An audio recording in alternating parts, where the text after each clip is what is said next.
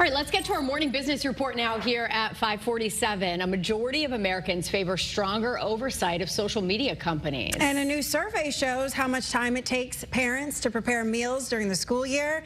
I've got some insight on that. Channel 3's Jane King live at the New York Stock Exchange with those stories and more. Good morning. Yeah.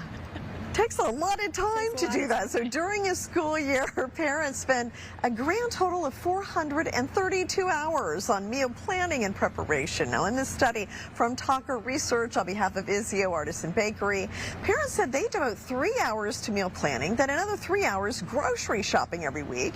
They'll also spend another 2 hours packing school lunches and 4 hours cooking during a typical school week on average.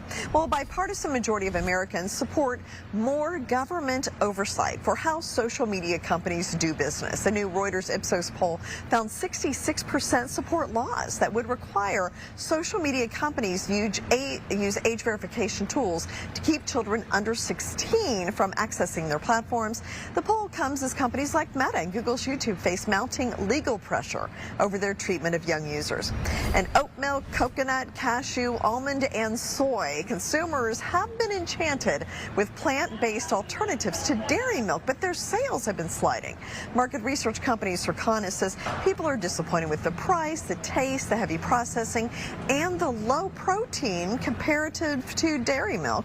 Silk, for instance, has launched a new line of dairy-free protein-packed products last month, including yogurts and shakes. Well, the July jobs report was a disappointment on Friday, but Wall Street charged higher anyway. The U.S. lost 23,000 jobs last month, mostly government and education.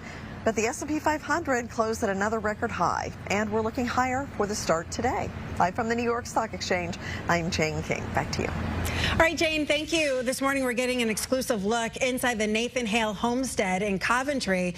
You'll remember the historic site was vandalized just about a week ago. The site administrator says copper and metal pipes were stolen, windows were broken, rooms were trashed. Most of the damage has been cleaned up so far, but donations are being accepted right now to help with some of the repairs, and police are still looking for the suspect.